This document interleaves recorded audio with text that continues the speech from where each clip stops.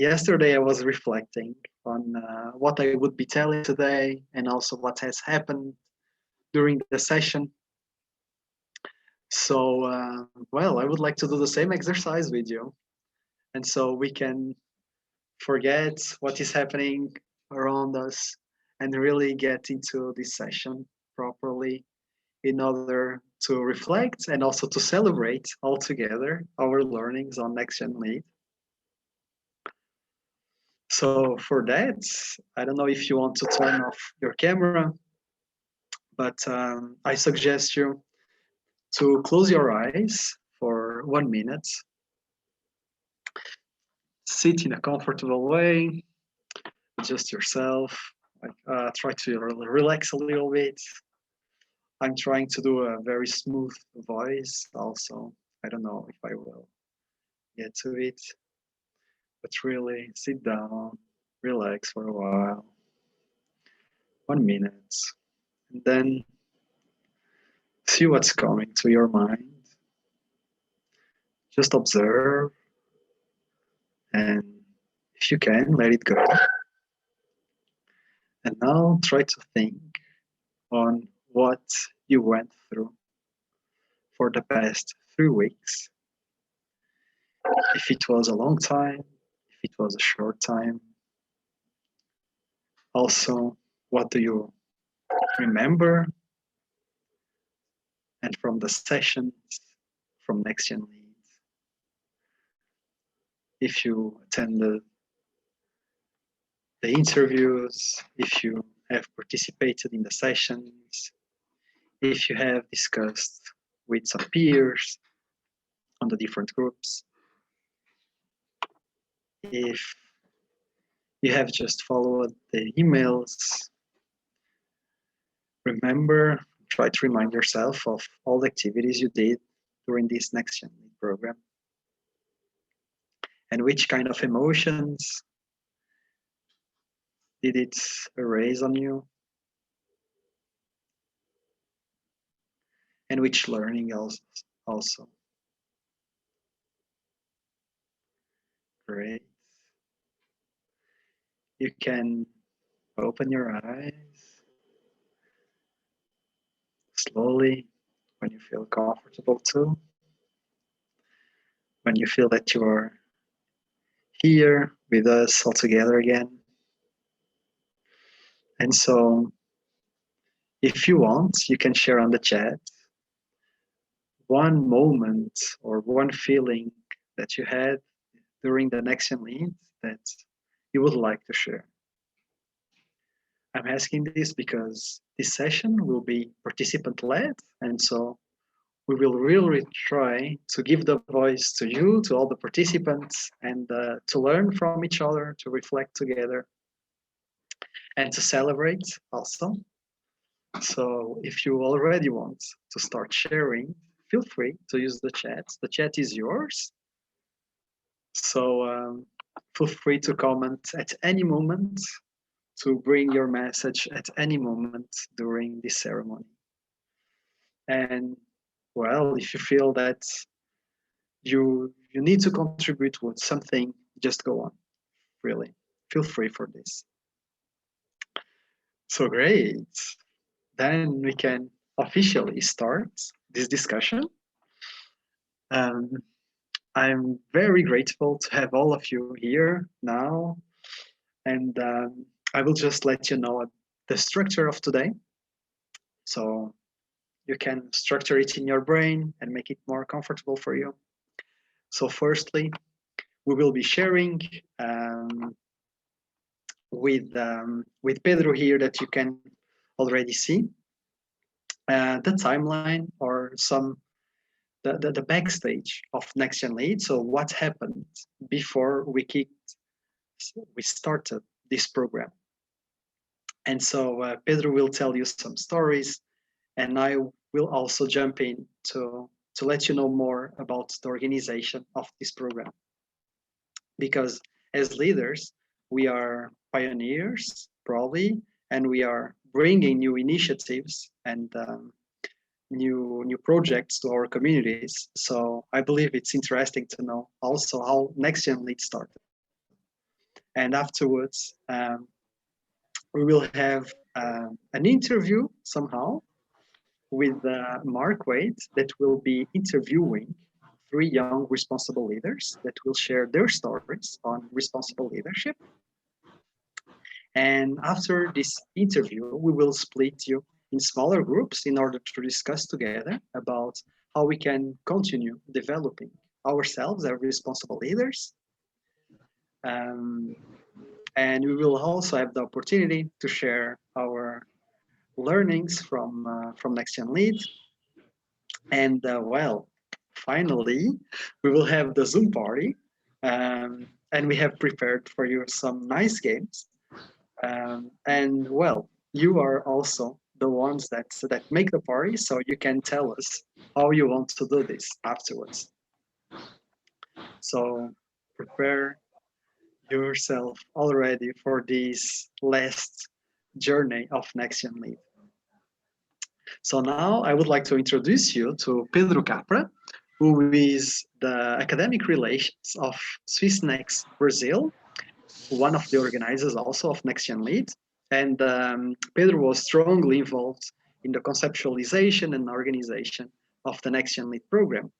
So Pedro will share with us now a story about what happened in NexGenLead before you know it as NexGenLead, actually. So Pedro, feel free to jump in, please. Hello, everyone. Thank you, Marcelo. Thank you very much for your kind words. As Marcelo said, my name is Pedro. I work at Sysnex Brazil. I am academic relations there. And since January or February, I can't remember, 2019, we are discussing with oikos this project. It seems now like years ago. It is, but it was, we thought the project, when we discussed, Clementine and I, the first time, we thought something that we imagined something that should be online and that could provide an opportunity for students abroad, everywhere in the world. People could attend and participate in this project. And of course, we had this idea of bringing the discussion to Brazil, a country where people speak Portuguese, where English is always, speaking English is sometimes a challenge. And how we did it, how we do it, we're still doing it. So we decided to find funding for this. We decided to discover or to bring another partner to this project. Then we wrote together a proposal and applied for Movetsa's funding. They have a call, we participated, we got the funding, and then we had a great opportunity to hire someone to help implementing this project. And this person was Marcelo. We hired Marcelo in, I don't remember exactly the month, but we hired him to start gathering information in Switzerland. First, he traveled, he discussed with professors, he went to sustainability conferences, he started gathering information about sustainability in general. But we knew that it was quite important to address the leadership, the young leadership aspect of this sustainability project we had. So Marcelo came to Brazil with this idea in mind, and unfortunately he came during the crisis, the COVID crisis, and for that reason we didn't do much of what we planned, which was traveling in Brazil, meeting with professors, meeting students, but going to them, like really meeting the people and understanding their needs. So we weren't able to do that, but we had great meetings. We discussed a lot, and I believe we managed to create a very interesting project. And we did it before. I mean, the path to this to NexGenLead was, of course, a lot of work. We had a lot of work. Adriana was always part of it. But we created some interesting webinars during this project, during this path. And the first one was Marcelo's idea. And the second one, we discussed virtual mobility, where I believe we also connected more with our goals here. And I could see there that Marcelo was completely involved and a great person for this project. He was completely independent. He did all the work during these webinars, and he's doing a lot of work now.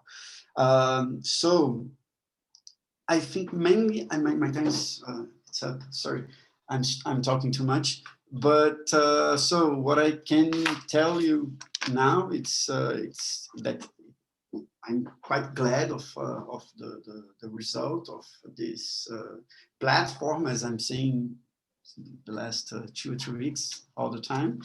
I'm referring to NexGenLead as a platform. I'm quite glad to be part of it. I'm quite glad of what we produced, and I hope everybody likes it and are enjoying it. And thank you, Clementine, for the first meeting. It was great. Thank you, Adriana, for writing the project together, for everything we've done it. Marcelo, thank you very much. Thank you very much for your time and everything you produced. I mean, this is on you. The project is yours. I mean, not yours, but you did it a lot. And thank you, Oikos, for being a great partner. And so thank you for your time, guys. And let's hear Marcelo. Thank you. Great. Thank you, Pedro, very much for this contribution and also for your kind words. It makes always pleasure. But actually, definitely, I wasn't alone, and I will tell you more about this.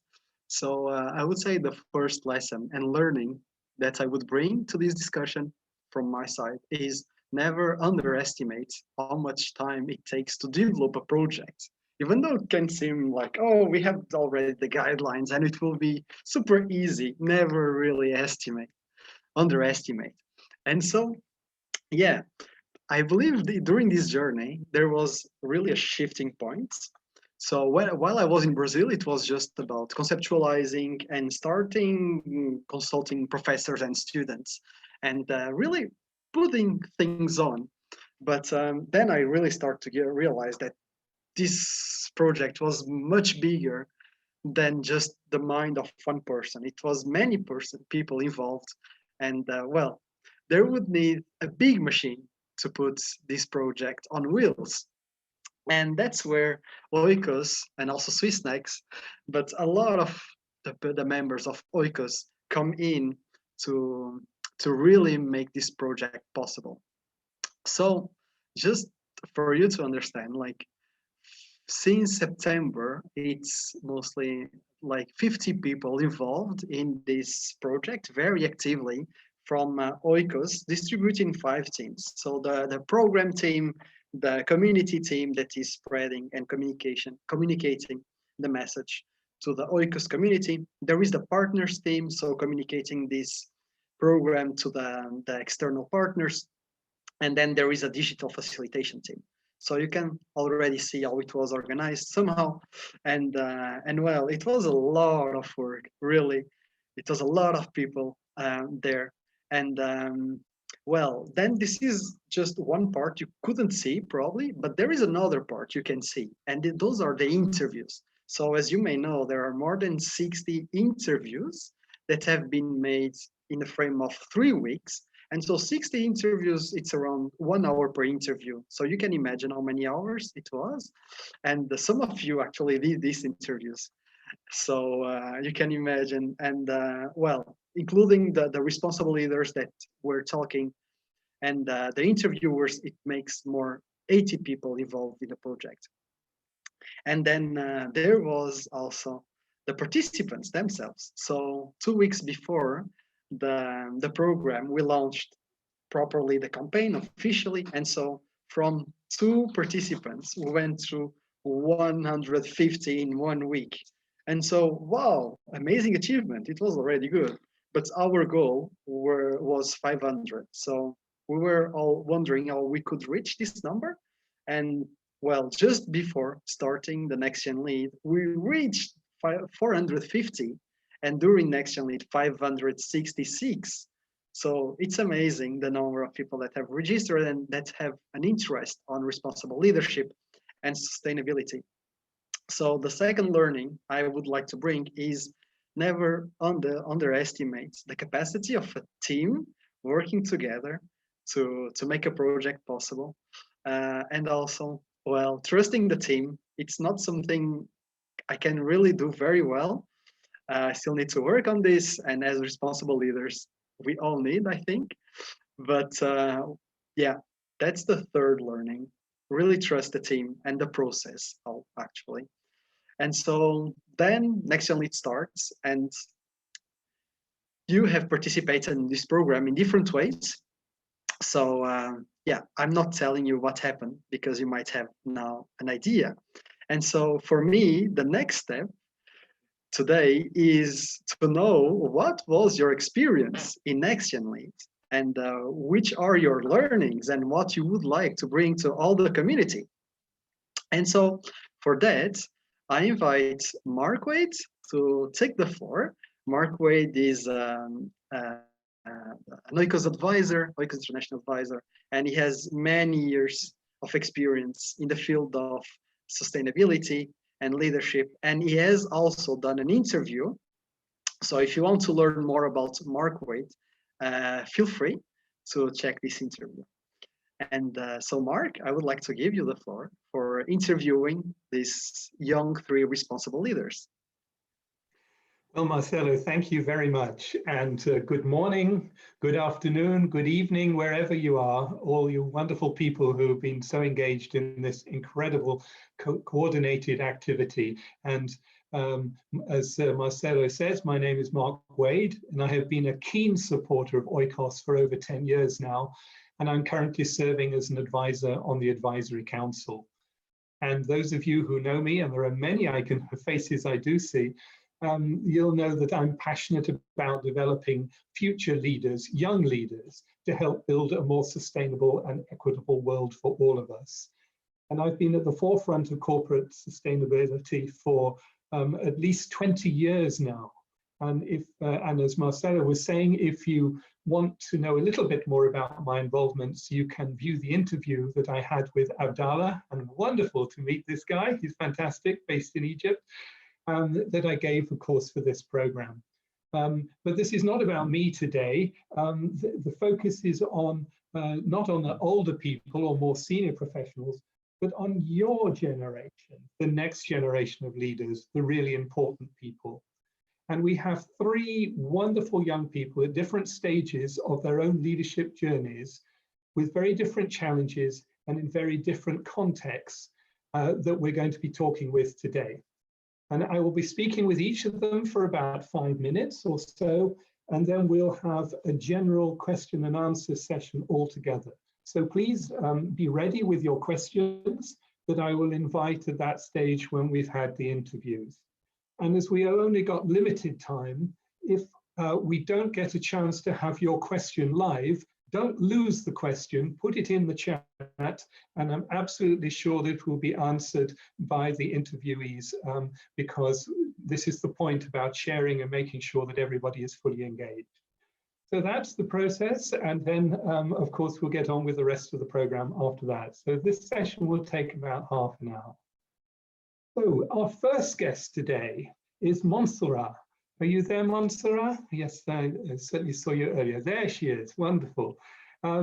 Montserrat is a student radiographer at the College of Medicine in Lagos, Nigeria. And I believe this is the first medical student that we've had involved in oikos. So this is fantastic, and I'm absolutely thrilled. And Montserrat is, hello there.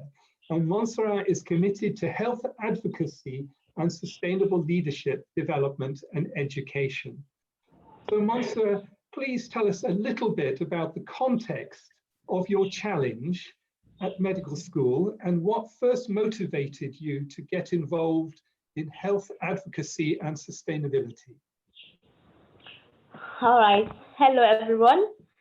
I'm highly delighted to be here and to share my experience with leadership as a whole and what I've learned from NexGenLead and oikos International.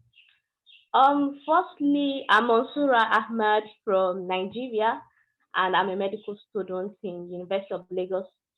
So, who is a responsible leader? To me, leadership itself, it's a problem, but as well is the fundamental solution. So, a responsible leadership, it starts with being aware of yourself, self-awareness, and as well as um, thinking positively, looking at a bigger picture on how to solve problems. So you must be able to develop a growth mindset and inspire others. You must be able to have individual development and transformation. Because I believe as a responsible leader, I believe you are meant to be a servant leader. And remember that a person can actually serve without leading, but a leader cannot lead without serving. So my journey as a responsible leader started when I was a freshman in the University of Lagos, Nigeria. And fortunately, I was given the role of the coordinator of Muslim Medical Students Association, where I had to ensure welfare of the medical students.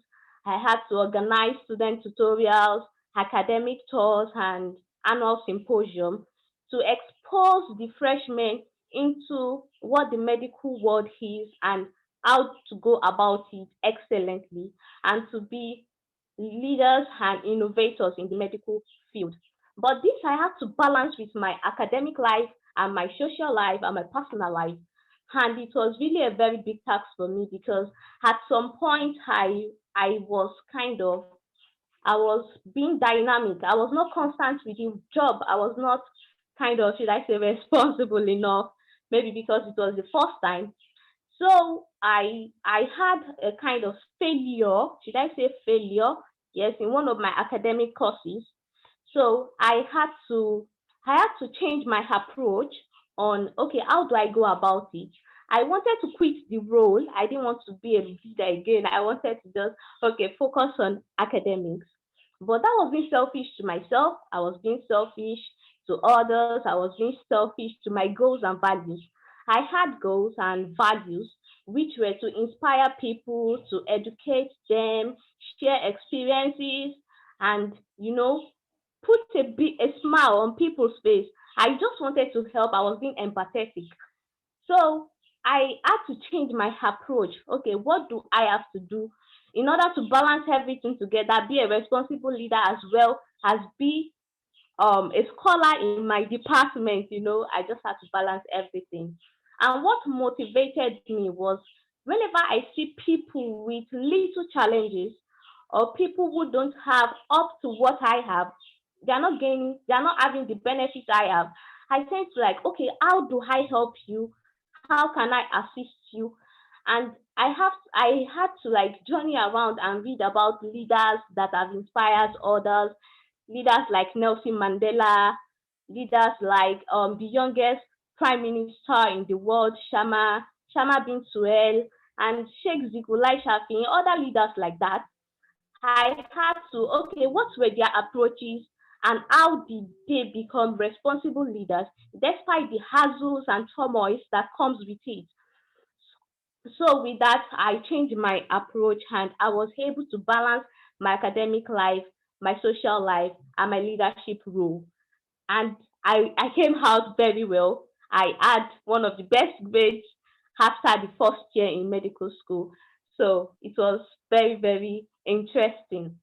Then for now, after the next generation lead program, have been able to see a bigger picture of how how can we how can we develop a sustainable environment and sustainable leaders that the future generation will benefit from, and it won't just be a short-term benefit but a long-term benefit.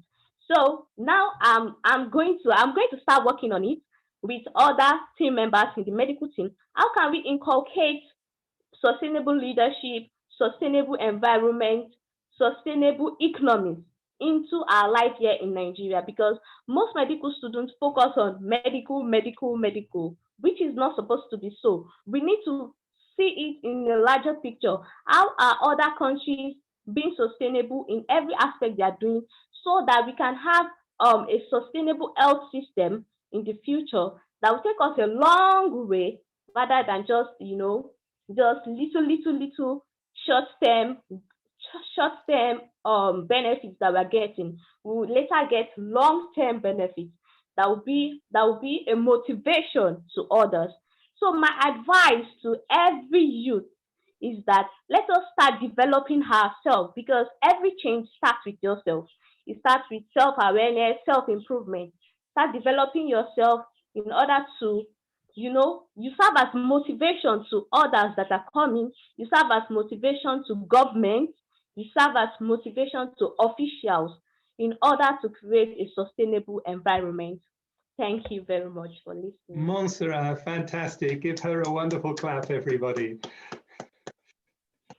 This is amazing, and you have been so concise in offering your experiences and your observations about what makes a great leader. And I love this concept of being the servant leader, that you can lead by example, and you can create the right environment where right things happen.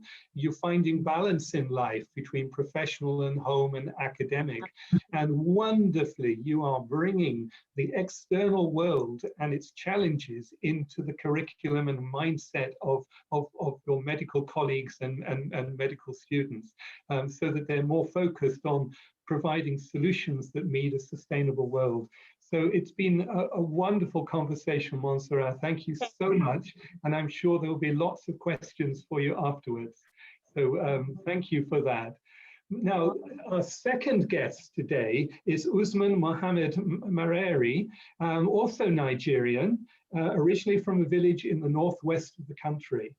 And Usman already has an impressive range of leadership experiences and involvement spanning 10 years now. And these include being founder and executive director of the Center for Renewable Energy and Action on Climate Change, an NGO that he set up over 10 years ago now. And clearly he's further along his leadership journey than some, and that many of us here. But he has an impressive CV of national and international activities and advocacy roles. Now, we can't possibly go through all of those. It's deeply impressive, Usman, when we had a chance to talk.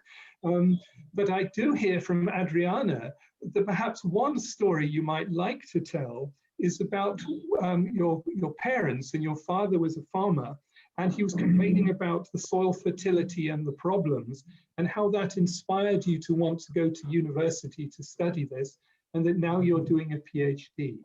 So if I'm correct in that, perhaps you'd like to tell us a little bit about that journey and the leadership challenges that you brought to that. Yeah, thank you so much, Mark.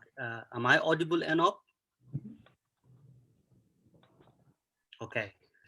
So let me first of all give a bit background about myself.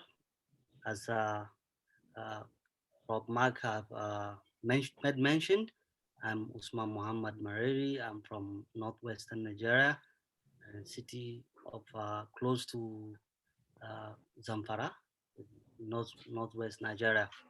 Actually, my journey started long ago, when I was about 12 years to 15 years old, when my dad took me to his farm almost all the time during the rainy season. But at that time, I could remember clearly that his worries and frequent complaints had to do with encroaching desertification. And this desertification has eaten up more farmlands in northern Nigeria than anywhere else in sub-Saharan Africa. And this problem has made me to think outside the box. When I was in the university in 2008, at my third year in the university, I started thinking, but even before that, but the journey started when I was in the university. I started thinking of something that could help reverse this menace of desertification. So I came up with is an initiative. I called it Green Pinnacle at that time. So after I graduated from the university, then I now started thinking of creating something that even after I graduate from the university, I can still keep on working on that project. Then I now established Center for Renewable Energy and Action on Climate Change. Here in northern part of the country, many people have no access to energy, so they use firewood to cook. They fell trees, and by felling these trees, uh, it aids desert encroaches further.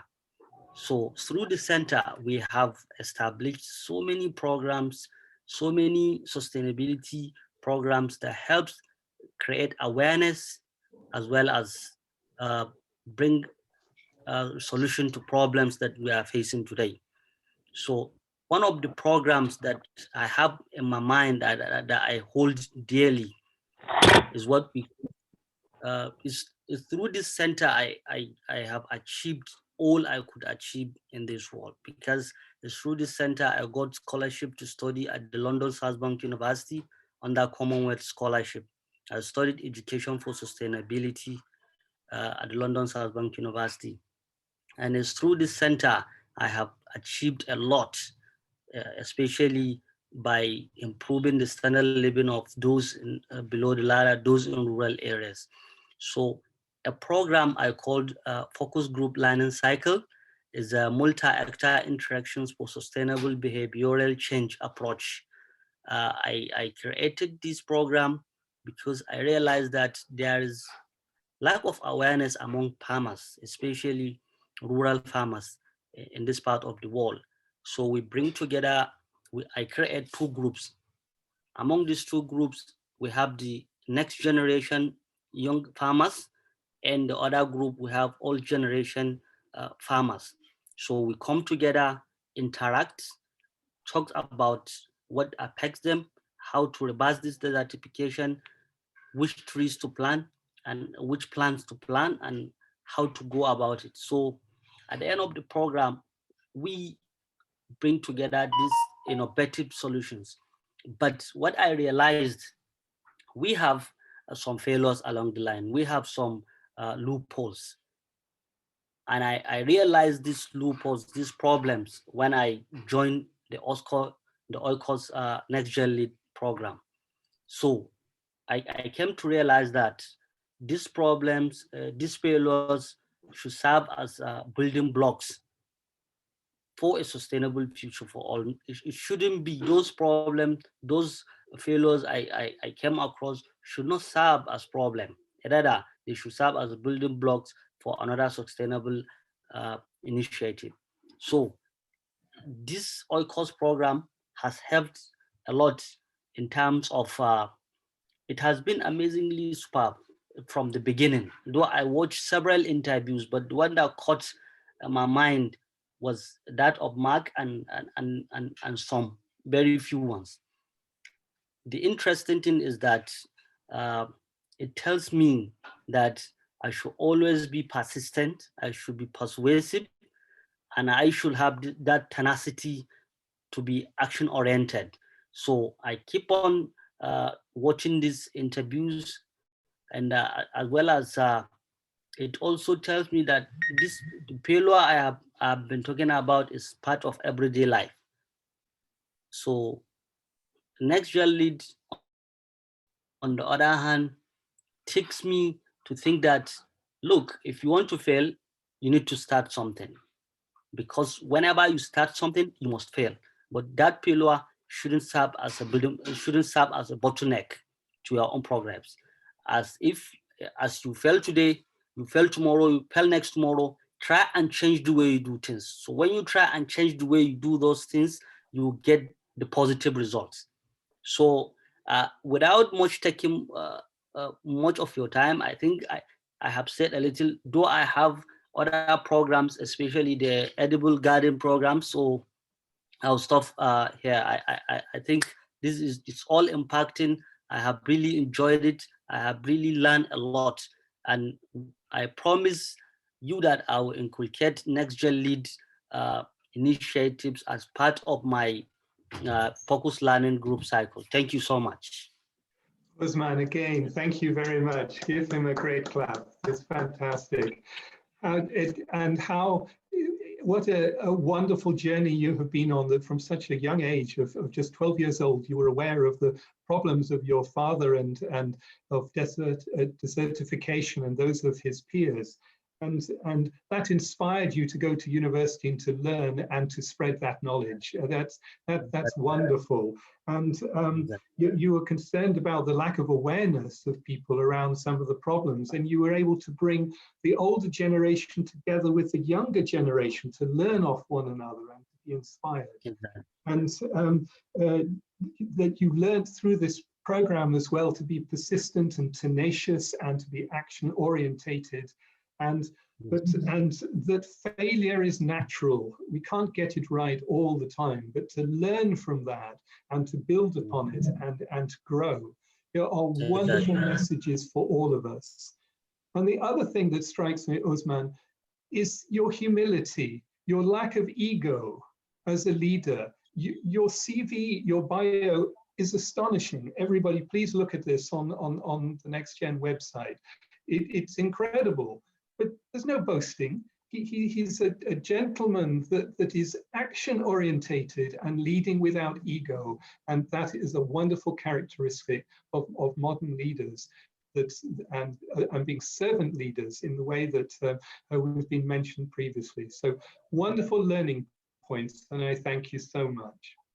So now our third guest is Ingrid Campi from Barcelona in Spain, studying law at the Asada Business School. And she's vice president of Oikos Barcelona, and very much involved in the international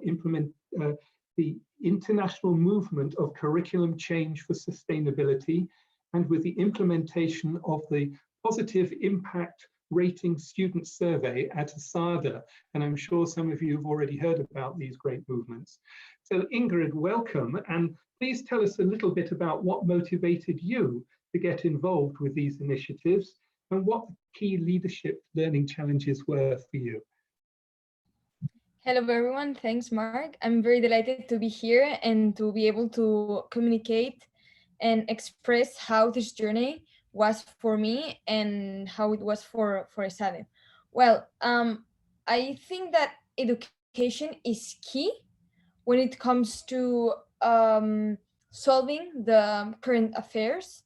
So if we want to have responsible leaders, we want to build a better future, what we need and the seed of change, I believe that it's education.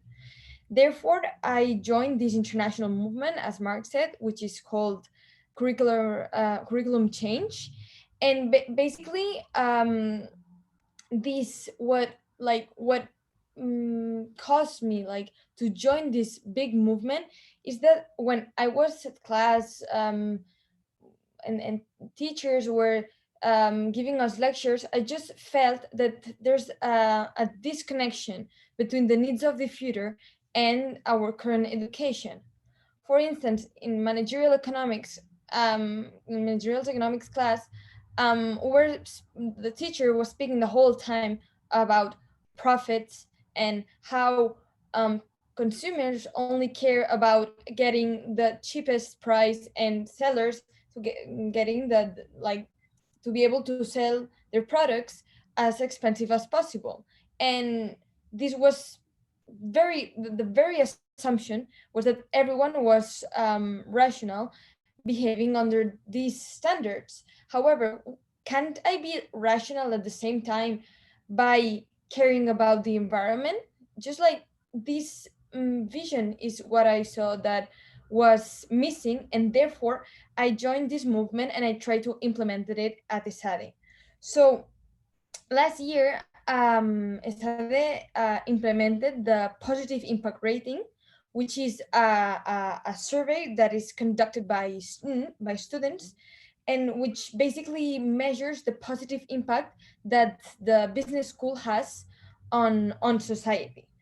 So the main idea here is that it captures the student voice, and it measures um, our whether the education covers topics related to sustainability.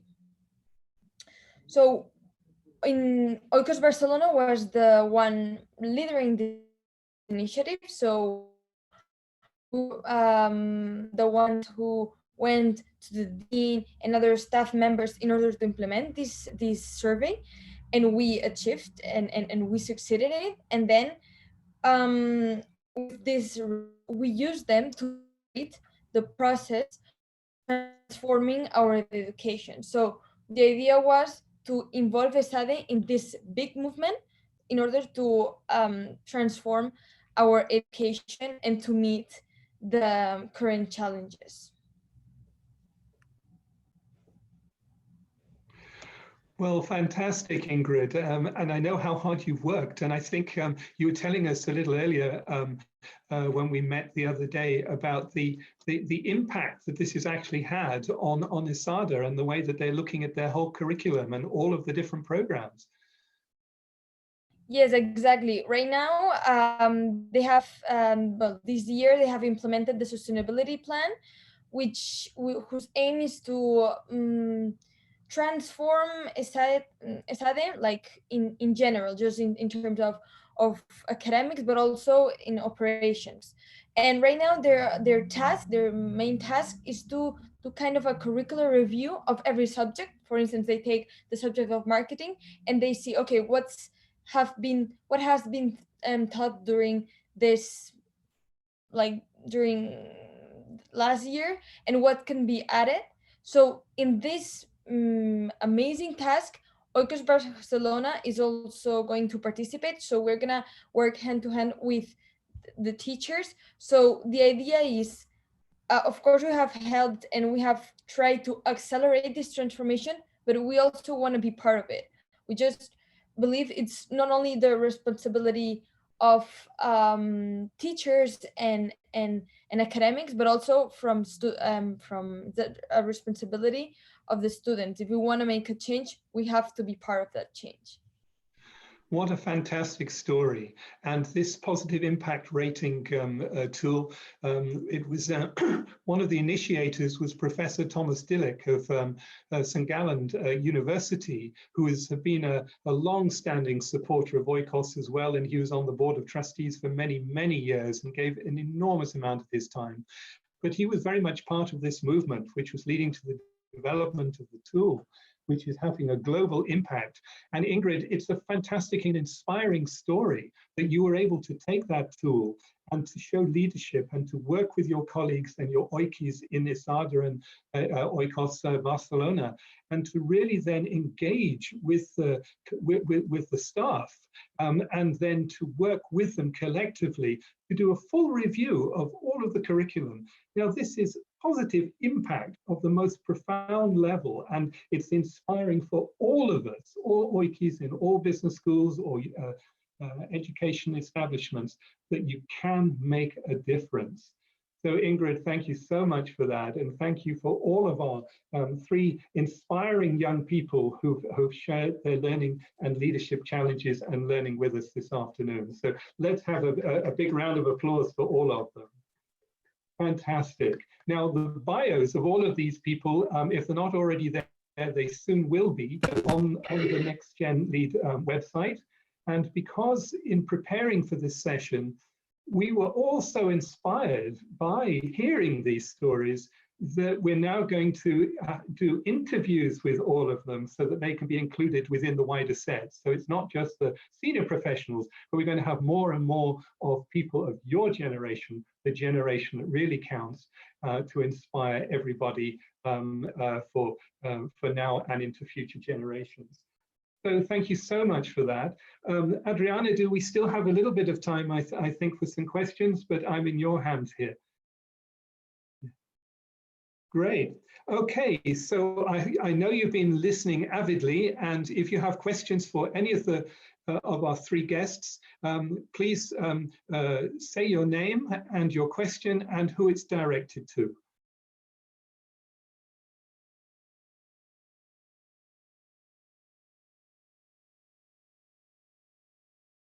And if it's easier, please put it in the chat box, and if we don't get to it, we'll make sure that we come back to it in time after the session. Who's going to be brave enough for the first question? Hello. Welcome, Amber. Okay, thank you so much. And I'd love to say thanks to three speakers. In fact, everyone that just spoke, I mean, they actually they were very motivational and inspiring in their messages to us. I think collectively or individually, we all actually grab something that we all can live by. Yeah, so actually listen to the very first speaker, that girl, sorry, I just forgot her name. She actually, when she was speaking, she spoke about a situation where she had to, prioritize, certain area where, for example, she spoke about her school, and also she was to prioritize, leadership. So in that moment, she was that time, really, complicated, movement. So I want to know, in that case, how can you reconcile teamwork? Because I understand in leadership too as well, the aspect of teamwork in order to move very swiftly in whatever you want to achieve. It could be your goal or whatsoever, you must prioritize teamwork. So I want to ask the speakers, in terms of leadership, what is it very important that we should prioritize teamwork, and how can we have a better and vibrant teamwork going? Thank you. Montserrat, maybe you could be the first to respond. Yeah. Mm-hmm. All right. Thank you, Hafs, for that question. Actually, what happened is that, as a medical student, you have so many things to do and so many responsibilities on your neck. Although I had a team I was working with, but not everybody will be inspirational. That's it. Not everybody will be inspirational. So you have to work with those that go with your value and what your goal and your focus is on. So at some point, some people will get tired, and you yourself will have to be their motivation, and you have to be the one pushing them that, okay, let's continue with this work so that others can benefit. Do you understand? So when it comes to teamwork, teamwork is very, very important. As Marcelo has said, you don't underestimate the power of teamwork. You can't do it alone. Yes, every project, you can't definitely win the race alone. You have people that will come in at some point to help you, and those people you have to take them with higher priority, because at some point you may just see they disappear and you just be lonely, like as if you're in a vast desert land and you don't know what to do. But with the team and the talent, yes, as a leader, you have to utilize the talent of your team members. You utilize their talents, you try to motivate them. So you don't take everything, you're not fine, you're doing a selfless service, but you don't become selfish when it comes to it. You think more of the we team rather than yourself. Think more of than yourself. So in everything you have to yes, I know yes. So we have different things. Do you see something like different from different? So you need to listening there. What we can do about is then listening them also contribute to the project of the work. So unfortunately, I think we're having connection problems with Montserrat there, but we got a lot of answers from her. So I hope that that really helps Amt. And I see in the chat that Abdallah is saying he has a question for Usman. So Usman, how do you deal with external resistance and obstacles, especially on a mentality level? So perhaps you could help us with that. Yeah. So day-to-day activities, you get to match a break, especially when things are heated off. So you need to match a break, have some relax, and think of how to go about them, especially if you have time to relax. But most of these external challenges per se is because the people we are dealing with have lack of formal and non-formal education, and there is this problem of religious belief. And also there is this cultural acceptability. Sometimes you need to go and talk to women, but you need to get consent from their husbands or from the local authorities. And so these are many problems, and there you want to have this anxiety and fatigue while doing the job. So these are the challenges. But transitions towards these sustainability issues uh, are paradigm shifts, and you need to manage this difficult situation in a complex situation like this. So it's all have to do with matching a break, relaxing, and think outside the box on how to deal with them. Lovely, Usman. Thank you very, very much. Adriana, I'm conscious that we have overridden our time a little. I'm sure there'll be lots more questions and really rich conversations still to be had. But perhaps I should pass back to you now and allow you to get on with the rest of the program.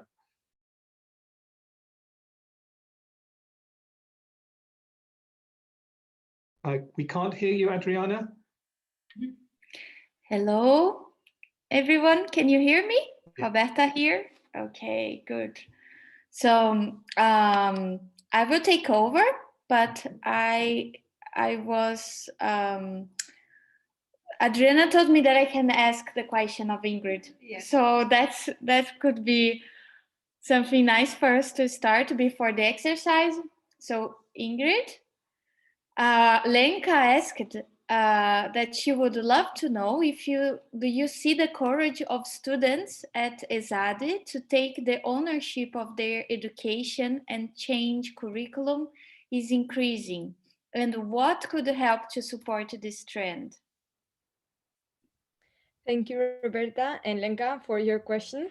Well, indeed, for me, the most difficult step of this big initiative is to encourage students. And I'm saying this not because they are not willing to join, not because they have like this thirst and this willingness of change, but the thing is, how can you communicate them? And how can you transmit this message so that they understand that they actually have the force, like the power to change and to build their own education? And for me, this is maybe, there's not a lack of encouragement, there's not a lack of motivation, it's simply there's a lack of knowledge, and it's really difficult to make them understand that curriculum change is an initiative that is taking place around the world, and then they actually can lead and choose the future that they want. So maybe this shifts from the traditional and more like typical education that we are more used to. The teacher is says that it's something and it must be that something. So the idea is just like how to shift, how to change their minds. I would say that this is the most difficult task. We are trying to do so. I think that we can, and but the idea is that to do and to achieve this goal, we need to find a way to transmit them this message in such a way that they get it pretty quickly and at the same time they feel empowered.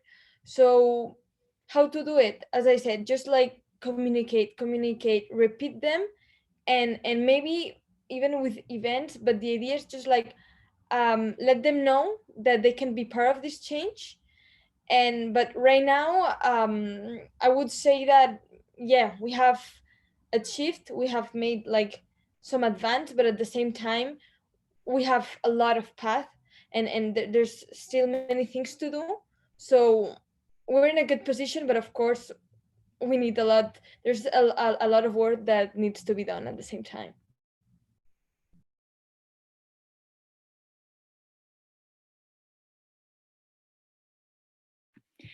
Thank you, Ingrid, and thank you all, Mark, Ingrid, Usman, and Monsura, for your stories.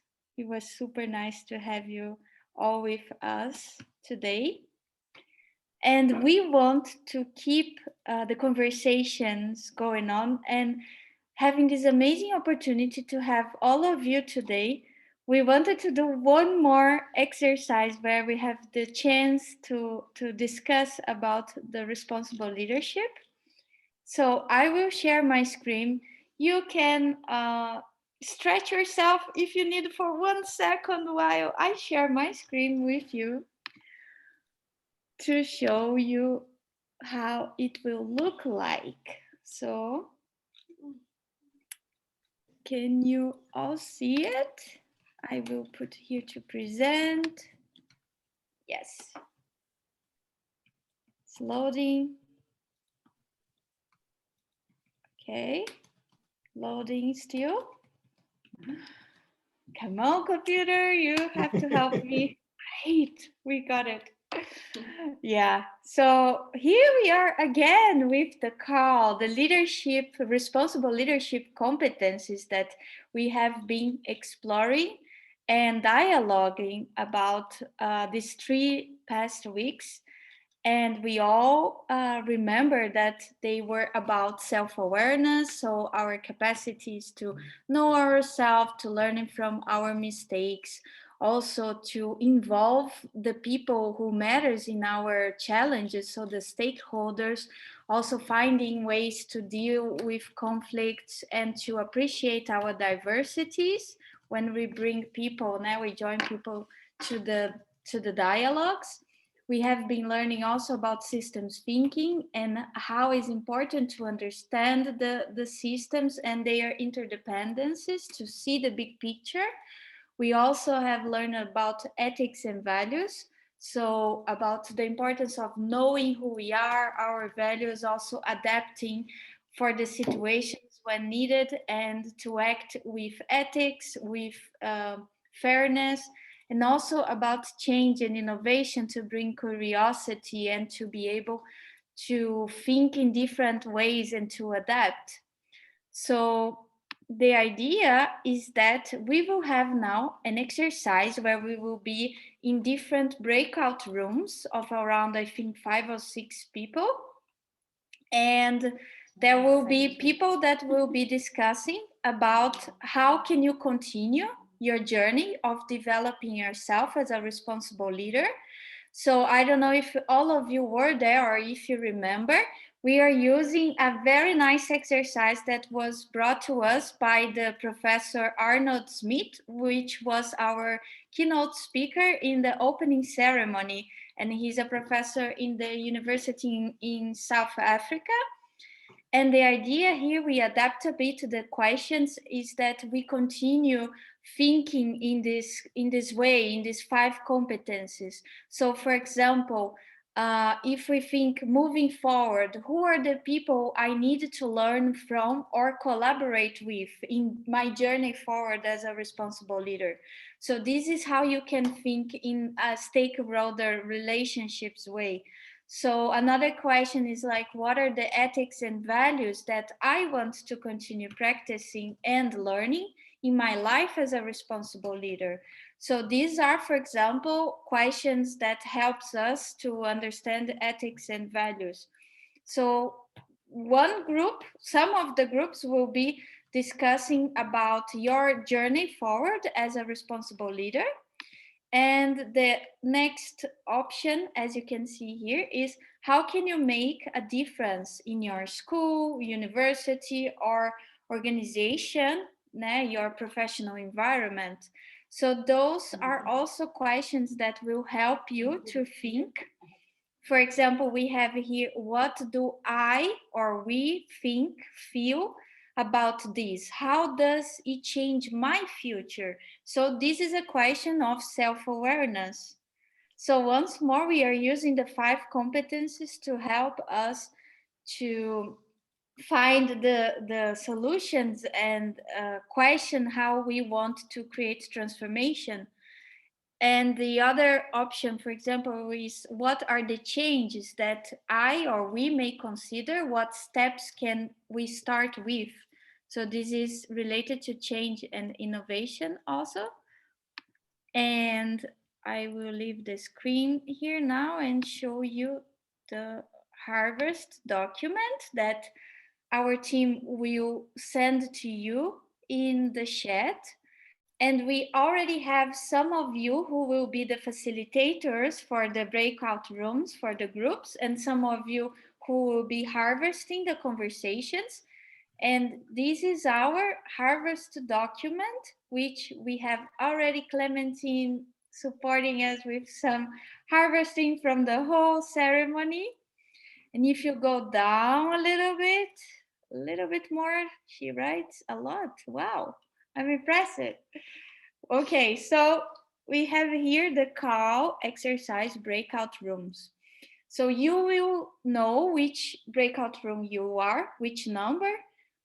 And then here, for example, we have the room number 1. So the people in the room number 1, you will all have the opportunity to write here in this first part who are the participants and the harvest of your conversations.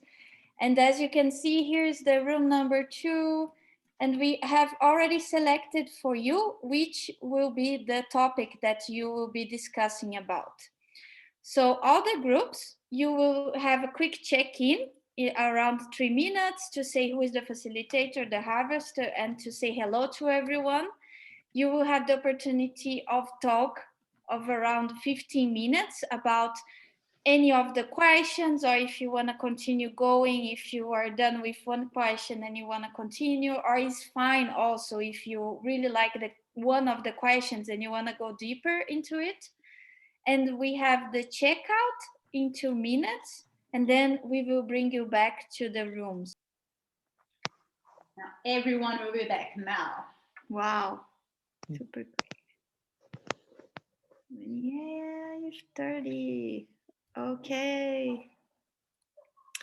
Okay, guys, I hope that was one more nice opportunity to be together, to listen to each other, and to bring our perspectives to the international community. And we are a bit late in time. We want to say sorry for that, but we really would like to have a little bit more of your time, because we have some good things now going on. We have the team from Oikos that will share with us how you can continue engaging with Oikos and learning more about how you can do curriculum change. And we also want to hear your learnings from the NexGenLead. So please stay, and for sure after that we have the party. So we hope we have your attention a little bit more. So who I pass to now, it's Sophie, right? Or Marcelo will introduce? Sophie? Marcelo?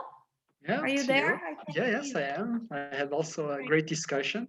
So we have talked about how to go further, right, in our engagement in responsible leadership. And so now also we bring concrete ways of continue this engagement. And for that, I would like to introduce you Sophie Charrois, which is the oikos International president. And she will tell us a little bit more about oikos and also opportunities that you might have to continue your development on responsible leadership. Sophie, please, the floor is yours. Thanks, Marcelo. And again, thank you to all of you for participating in this awesome program from oikos, which is our international student-driven, student-led organization.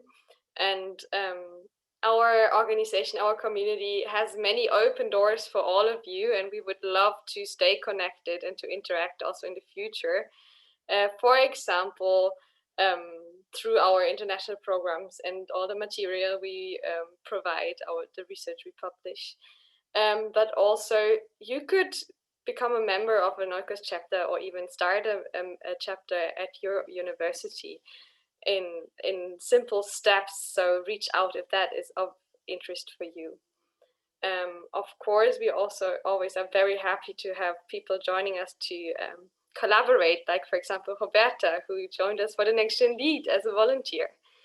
And the easiest way for you to stay up to date is to just follow us on our social media channels, and we're happy to be in touch, to stay in touch. And I also want to introduce you to Lenka to be a bit more specific about the work in curriculum change. Thank you, Sophie, and hello, everyone. What I really liked about the NexGenLead for myself was having the opportunity to dive into the responsible leadership and to remind myself what's really important about what I do, what we all do together. And I was really lucky to meet this great community of people who care about the similar things and who care about the sustainability. And my passion is the education. And in my life, I decided to take the ownership of my education because I feel it's really important. And during the NexGenLead, by deciding to actually embark on this journey, you all did take the ownership of your education. And I want to congratulate you on this step. I believe that taking ownership of your education can go way farther than only on this personal level. And this can go in a direction that Ingrid described, that she decided actually to transform the whole institution at which she studies. And then by taking the ownership of her education, she's actually bringing better and different education to all the thousands of students at her university. And this is the field where I work in oikos. This is the domain on which, in which I am involved together with Nicolas, who is today with me. And Nicolas, please wave at people that they can see you as well. So we work together on the curriculum change initiative in oikos. And our role is to help and empower the students, researchers, and other people who are interested to transform their education. Our specialty is economics and management. It's also very connected to the mission and vision to oikos. And we really want to work towards a profound reform of the curriculum all over the world. Because we feel that if the curriculum is designed to develop responsible leaders who are able to address the global challenges, then I feel we have made a huge impact all over the world. If you would like to continue with us and join us on this journey, I would like to invite you to two very concrete events. that can help you to do it. And first of them is already tomorrow. It's a Oikos Asia meet where Nicholas is going to run a really great workshop on how to start a curriculum change, how to reform your universities. And Marcelo will be sharing the link in the chat. And the next event, if you want to take a little deeper breath and reflection and time after the NexGenLead, you have 1 week. And in 1 week, you could join us again for the meeting of people like Ingrid or Celine, who also works on curriculum reform, and many others who could share their stories about curriculum change and who could also help you to embark on this journey. And it's November 28th at 10 a.m. Pacific time. As I said, we are here for you. So if you want to know more, if you need any help, support, if you have any question, please write us on the email which is on this slide and which Marcelo will share via chat. And that's it. That's all from my side. And thank you very much for having me. Great. Thank you very much, Lenka and Sophie, for letting us know more about how to keep developing and engage with oikos. Also, well, this is the closing ceremony of NexGenLead, and it was super nice. It doesn't mean it comes to an end. We can continue watching the interviews. There are 60, and I doubt that you have watched all of them. So there is still a lot to discover. And there is still also the discussions groups, so the Discord, the WhatsApp, the Facebook. So we can keep talking there. And well, if you want, we can still organize ourselves more sessions to talk about responsible leadership, sustainability, and also curriculum change, since we still have many activities that we can do together. Also regarding NexGenLead, this was a pilot program. So now we are evaluating this program and check if there will be further editions or not. But well, we will spread an assessment at the end of the session. But if you already have ideas of how we could improve this NexGenLead, how we could do this at your university, please feel free to let us know, because NexGenLead is a program made by students for students. So now if you want to take ownership also of this program, feel free to let us know. Great. And so we go to the last moment and last part of this session, which is giving you all the floor to share your learnings, your stories regarding NexGenLead. And well, which were your emotions, your feelings during this journey? And yeah, anything you would like to share on responsible leadership and sustainability. So feel free to raise your hand, to unmute yourself, and to jump, to share with us your learnings before we go to the party. But first, reflection, always very important, doing the reflection before, because otherwise afterwards we will not be able to. So thank you very much already.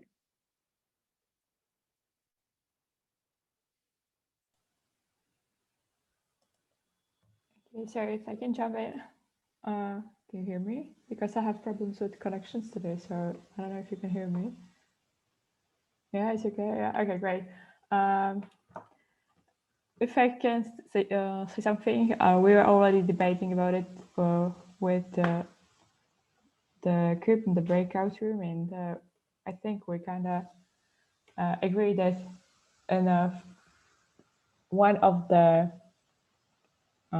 and it's personally also for me that one a big thing what I've learned here in NexGenLead is about the community of people who are interested in this topic and who are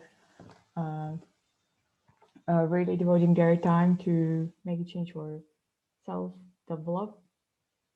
And the second thing what I've learned here also is about like how to actually lead the discussion or how to facilitate discussions.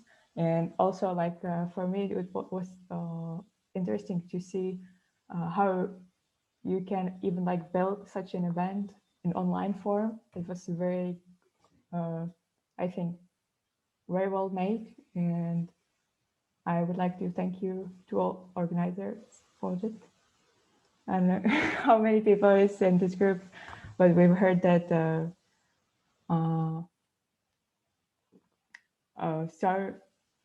Marcelo spent lots of time about it.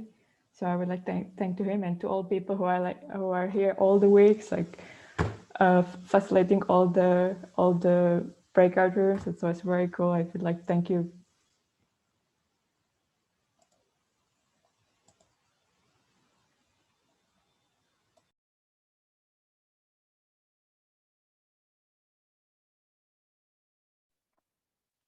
Thank you very much, Victor,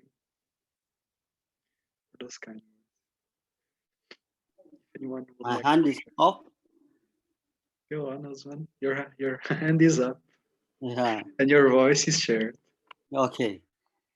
So for me, as I have said earlier during our breakout rooms, the whole program has been captivating, inspiring, and it's a journey that I have started for long ago, but now it has widened my horizons on how I see the environment, the people I live with, my community, as well as a whole lot of things.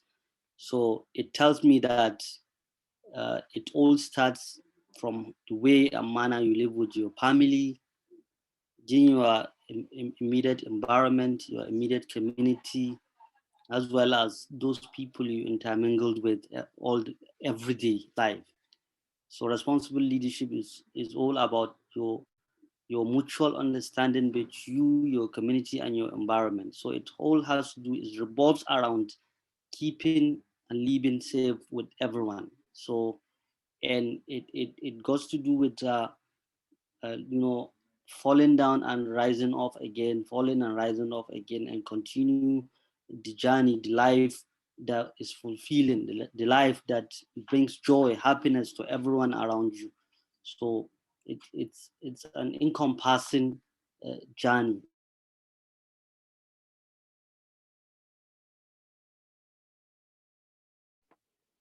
I can't hear you, Osman, anymore. Am I the only one? Yeah, yeah. Can I come in too as We well? have started, and I'm happy met everyone here. Thank you so much. Osman, we couldn't hear you for 1 second, but I guess we got the main message. So thank you very much for your work. Also, the message has been delivered. Is it? Yes. Thank Thank you very much. So now I give the floor to Sylvester. Please, Sylvester. Okay, yeah, yeah. I actually love to say many thanks to every participant this unique program today. Inclusively, it was actually inspiring, and I actually have learned a lot, uh, ranging from ethics and values, doing, how to, face challenges. Previously, we discussed failure, how to become, a successful leader. The experiences that we shared, these are things that make me to, feel like, yes, indeed, I can meet up with any challenge. As a leader, as a young leader, I can make up with any challenge and conquer that challenge. Most importantly, though, all of the speakers, they actually spoke very well. But what I'm actually taking home, though, I'm taking home, other things that I actually learned. Um, but the statement that from one of our speakers today, Usman, that we as young leaders, we have to be action oriented. We have to be action oriented. Yes, we have gone ahead, identifying our problems, we even go ahead and then discovering the solutions. So I think from Usman, when he spoke about action oriented, I think all we need to do as young leaders globally is to be action oriented. Whatever challenge that we face in our community, in our country, or on our continent, we should be able to be action-oriented leaders. We should not wait for the government, or we should not wait for the big NGOs, to help us, or to finish all our challenges. But we ourselves have to put ourselves into those challenges and bring us solutions, and then deal with those challenges. So 100% I believe, agreed with Usman, who was one of our speakers, speaking about action oriented. Yeah, that's really correct. And I mean, this entire program was actually exciting, most especially the breakout room, where we have 4 or 5 persons in your group, and then you will be able to share your story. These are things that give you that enthusiasm, give you that inspiration. These are things that give you positive mindset, to get out there and mobilize, other groups, put them together and see how to take action in the community. Like for me, actually, actually got the zest of making the difference, though I have actually started. So like one of the speakers too, from Nigeria, who is a medical doctor, she spoke earlier on, where she spoken about, you know, um, she was actually studying in a medical field, and at the same time taking, an intense leadership, function. So she actually, followed, great leaders, great world leaders, and then she was able to follow the example, and she was able to conquer those challenges that she was facing at that moment. So I think as young leaders, these are the paths we have to follow in order to making the difference. Yeah, so it's actually inspiring, entire program, it was inspiring. And for me personally, and on behalf of my organization, I would actually love to partnership with this group, the oikos, to making sure, like for example, if my organization maybe discussing leadership, I could invite 2 to 3 persons, from oikos, and be able to speak to my team members, and then give some inspirational messages, direct them as to how leaders can grow, as we learned here exactly. So I'm actually excited to be part of this unique, conference. Yeah, it's actually good. I've actually felt like a physical conference or a physical program where, for example, you will leave Africa, you go Europe, or you go to USA for international conference. That's how exactly it appears to me. So conclusively, I'd love to appreciate the entire team, the next generation lead, to making sure to bring this unique idea up. And I would love to urge them, as they are starting, though they have started a long time, I believe so, they should continue it, because you are inspiring young leaders across the world. So don't overlook why you start. Like for me, I have gotten inspiration. I'm going to pass that knowledge over to my team members in my organization to see how to make a difference. So it was actually a unique and exciting program. So yeah, man, come on, that's good. So thank you so much. Thank you so much. Yeah. Thank you, Sylvester, for letting us know what you felt and what you got from the different talks that we had today, from our participants, but from the program in general. Thank you very much for summarizing also.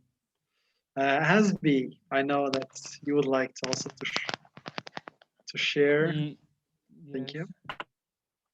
From NexGenLead, I thought it is a very a wonderful platform for students, in which I personally learned about leadership skills, values, ethics, and the personal thing I understand that I learned about own about myself. and I came to know about myself. What am I and who am I? And and next gen and on next gen lead platform I learned that values and ethics are very very important, and what are values and ethics, and where they came from. And on next gen lead we talked about leadership skills and qualities, and we have some questionings, and we got our answers also. And I also learned about different cultures and different places on NextGen Lead, and NextGen Lead is very wonderful platform for us students, because it is a platform on which we learn different things, and the things we learn here that are not taught by in schools by our teachers and professors. And I'm very thankful to oikos and NextGen Lead team. I'm thankful to Marcelo, Adriana, and Obasa, and everyone who was out there to help us. And I'm very thankful that we came here and learned many, many things. And NextGen Lead is for students, and students actually come here to learn things that are not taught in school. Yes, that I learned in NextGen Lead. And also I learned about values and ethics, and yeah, and I learned about systems thinking and self-awareness, and more things. So I'm very thankful to you all for helping us. Thank you, Asvi. It was so nice to have you in most of our sessions, even though it was very late for you in Pakistan and also for other people in Indonesia. And so, yeah, you are one of those, like, we get motivation from all the participants, but it's very nice also, all the motivation that you gave us, being there late at night and super engaged, discussing, participating in the different groups, and also moderating sometimes the WhatsApp group, giving information to people. So that's really the kind of things that we would like to see, is having the participants, so all of you taking ownership of this program. So thank you very much.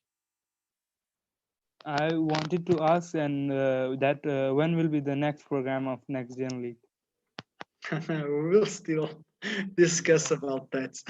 Okay, As not. soon as we know. But there are many oikos programs in any case. So yeah, just participate for example in the Asian meeting tomorrow already. Okay.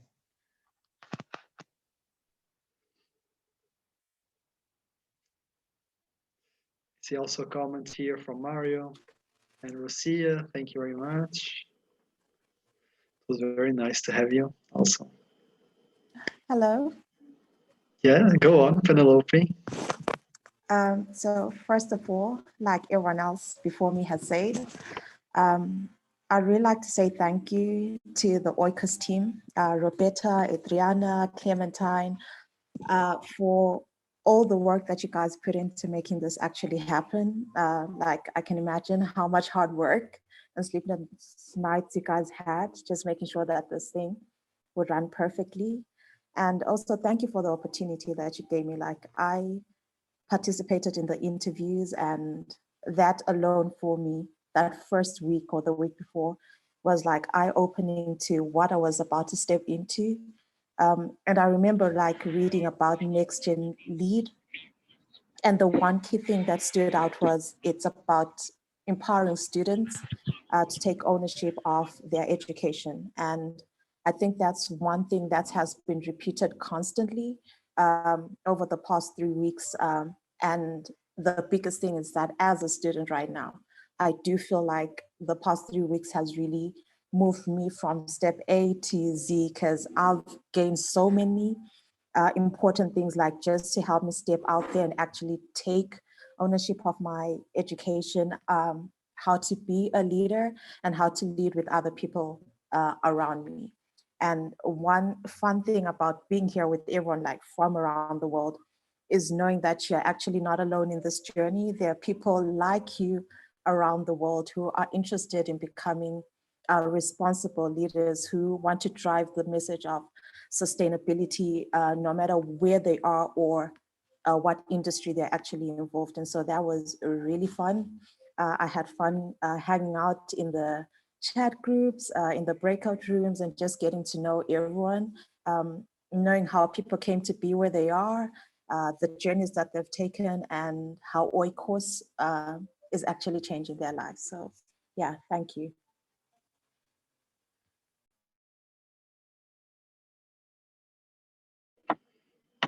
Thank you, Penelope,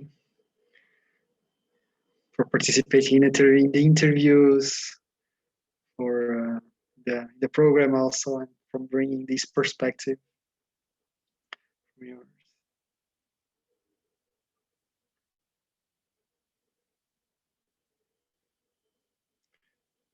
I see many other comments in the chat, so thank you very much.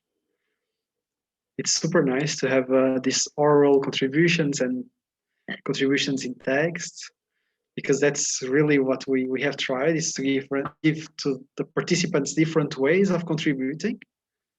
So feel free to contribute and share your learnings the way you like the most. Otherwise, so I don't know if someone else would like to share.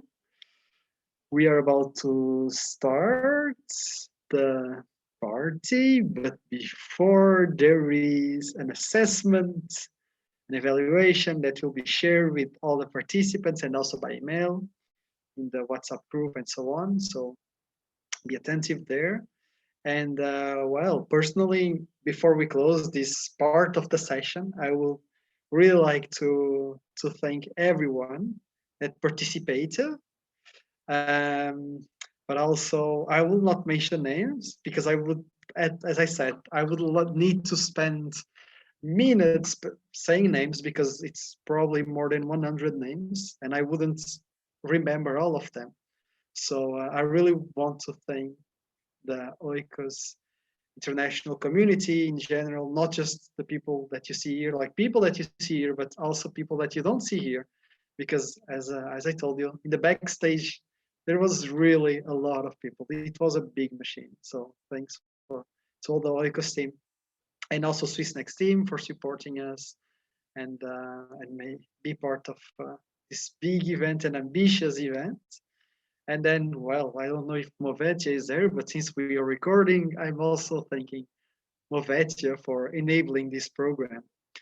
So thank you very much. And well, should we start the Zoom party now? I got afraid, I know, but I'm pretty excited about this.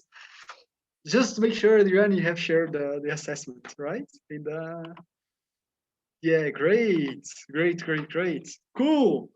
So we have officially closed the closing ceremony in that case and the reflection part. So now we can really go crazy. Who wants to go crazy here? Yeah, okay, Mario is super excited. I can see Mario super excited. Usman also. And I know that all of you that have turned off your camera, you are also super excited in any way. Yeah, and my question is, do we want to move or do we want to stay sit?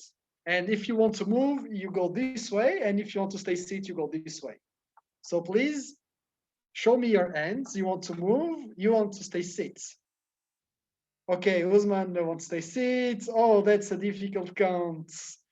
I will need to, wow, that's, Pedro in his picture is over here. I don't know if it was on purpose, Pedro, but well. Oh, sorry. Okay, I didn't know my camera was off. Sorry. Well, I can't count. Actually, I could, but I can see so many people. Okay, I see Stephen now, Stephen, nope. Okay, so I guess, yeah, we can move a bit, right? So, so I want to learn more from you and yeah, keep reflecting and exchange together. And so in order to do this, we spent a lot of time sitting. And actually, I don't know much about yourselves. So we are going to play a game where I, I will mention some things and you need to grab an object or something that is around you. Be creative, that corresponds to those description. Okay? So for instance, for example, the first thing is I want you to show me something blue. And the first one wins. Something blue. Aha, I won. Ta-da. Is it blue? Okay, great, Adriana. Aha, good. Abdallah. Well done. Lorian also. Oikos. Wow, super nice, Linka. Thank you very much.